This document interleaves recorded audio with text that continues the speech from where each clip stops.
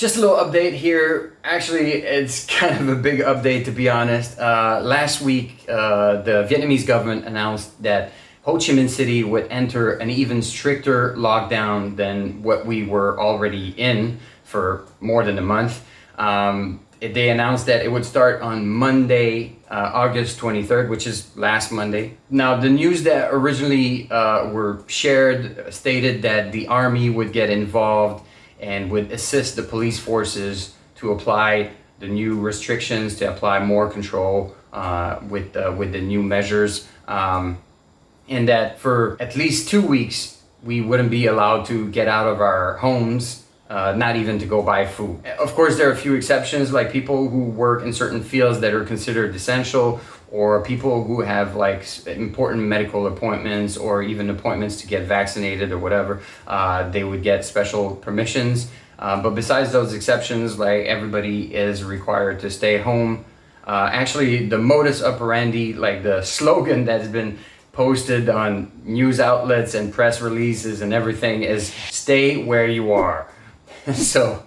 So that's the situation right now. We are forced to stay home for at least 2 weeks. At first, not many details were given, but this information was enough for pretty much everybody in Saigon to know that it was time to get out and go buy as much food and supplies as you could to, you know, survive those 2 weeks. And so I did just like everybody else, and I went out to the supermarket and to a few other stores, you know, to buy everything, like to stock up on food and whatever I would need. So I went out on Saturday and actually decided to live stream it on Twitch because I figured that it might be interesting or a unique situation to share with people. And it was indeed quite intense and a bit chaotic. All right, it got to zigzag a bit. People are going crazy. Traffic is nuts. Whoa, come on, dude.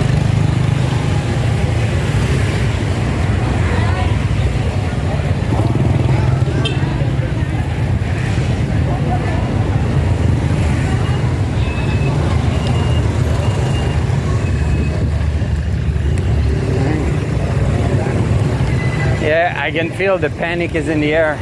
Like it's like now it's time. We're all the way back. How many people do we have in front? 1, 2, 3, 4, 5, 6, 7, 8, 9. About 10 people in front of me. All right, last person before me. Oh, okay, that's my turn. What's that? Is that an eye? Damn, it's staring at us. Damn, it's staring at us. It's just like chopped up pig's head. They said they don't have pork left, but they do have the brain and the guts and the head and the big ass pig's ear. Okay, I think we're just gonna buy and we're gonna stick to some safe bets and Chinese sausages. Do I get a bunch of octopus tentacles? Or fish heads? Or chicken heads? Oh, this is a bag of... Dude, this is a bag of chicken heads. This is just a bunch of chicken heads in this bag. Just chicken heads and necks. I'll pass. Man, there's really not much left in terms of selection of meat that I would buy. But I managed to get pretty much everything I needed. Well, almost everything I needed. So I decided to go out again the next day on Sunday, which was the last day before the full lockdown, just to get a few things that I was missing because, I mean, I'm on a bicycle, so I can't carry that much. So I was still missing a few things, and mostly to get water, because the company I'm dealing with that usually delivers those big water jugs to my apartment went out of stock. So I had to find other sources of drinkable water. So I went to different stores and I bought like a bunch of those. Like I did a bunch of like water runs, if I could say, because the tap water here in Saigon is not drinkable. Actually, it's the case in pretty much all over Vietnam. You can always like boil the water and it will kill most of the live bacteria and parasites. But boiling the water is not going to get rid of all the chemicals or the heavy metals that are most likely in the water. Now, if you consume like boiled water, it's most likely not going to kill you or make you sick right away. I mean, if you go out to restaurants and you order a soup here in Vietnam, it's most likely going to be tap water that was used to make the broth. So it's okay, but if I can reduce the amount of chemicals and heavy metals I put in my body, then it might be a bit better. So I think I had things covered when it comes to water and food, I think. Now the next day, on the first day of the lockdown, on Monday the 23rd, I found out that they actually divided the city in small residential areas that would be isolated from one another.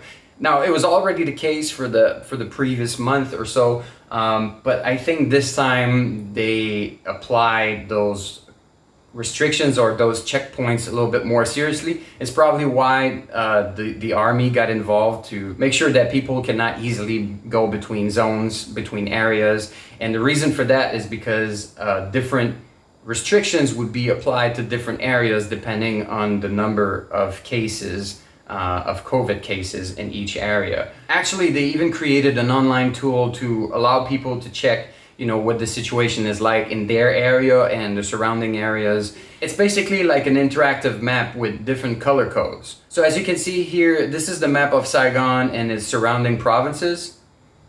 Each colored area represented here are the different districts of Saigon. You can click on a district and get a closer look at the subdivisions I was talking about.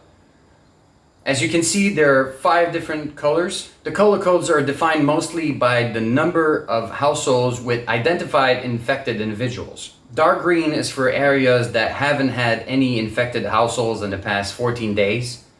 Light green is for areas that haven't had any infected households in the past 7 days. Yellow, or at risk, is for areas that have had 1 infected household in the past 7 days. Orange, or high risk, is for areas that have had 2 infected households or 1 infected households where members have been in contact with other people in the past 7 days. And finally, red, or very high risk, is for areas that have had 3 infected households or more in the past 7 days. And as you can see here on the left, you have a graph that shows you the total number of cases in each area, as well as the number of daily cases and where they were found, whether there were community cases detected in hospitals, in isolated area, or blockades. So the color code of each area will define which type of restrictions will be applied to that specific area.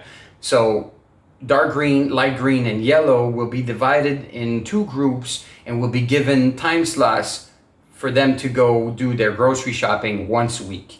As for orange and red, they will not be allowed to leave their houses, not even to buy food. So a special team and a special kind of service is arranged for them to be able to order food and get it delivered to their house. There will even be some special teams deployed in those specific areas, in orange and red areas, to go provide the vaccine directly at people's homes.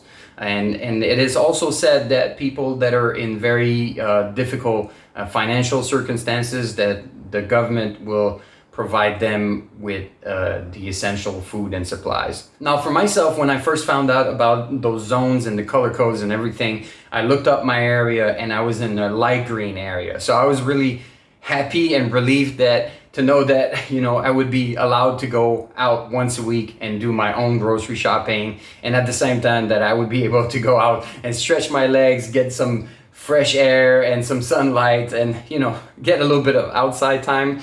So that really made me feel happy when I found out about this news. But then the next day, my area turned to a different color. So no more shopping, no more going outside for 2 weeks. And actually yesterday I found this paper here that was slipped under the door of the building I live in. And it's basically like kind of a product list with prices. It's like the essential goods that I can order. So you got meat, We got chicken legs, pork chops, fish cakes, frog, some other parts of chicken, different parts of pork. Also, sorry, I'm kind of trying to translate at the same time. Oh, you got chicken eggs, duck eggs, and then you got a bunch of vegetables like carrots, beetroots, bok choy, eggplants, zucchini, cucumber, and a few other vegetables, as well as some seasoning products like spring onions, ginger, chili pepper, lemon, fish sauce, soy sauce, and you can also order a bag of rice if you need to.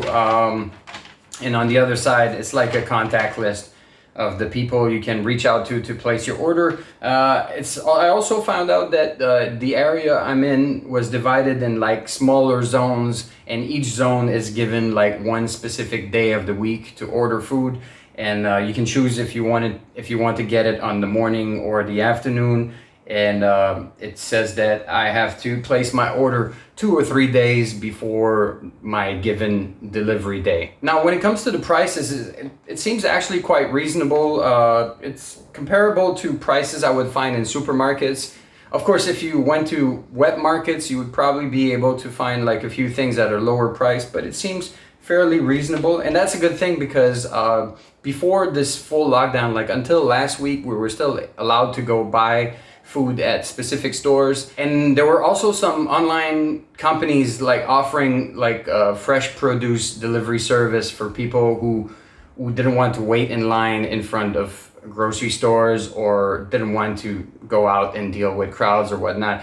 But the prices that they were selling their products at was much higher than the normal prices, and especially if there was like a shortage on certain products, like I've seen myself like an egg shortage at some point, and the price of eggs was like more than double the prices that you would usually find them at. So so it's good to see that now, you know, the prices that were offered seem to be quite reasonable. But now it also says that it can change. This is just like kind of a reference price. So hopefully it remains around what it says on the paper. Now, for my part, I didn't order anything during the first week because I had already bought a lot of stuff during my shopping sprees, if I can say. So I think I was okay. I think I have enough food for the whole 2 weeks, but I might order a few things next week because you know, my freezer is full of meat, and I also have dry goods and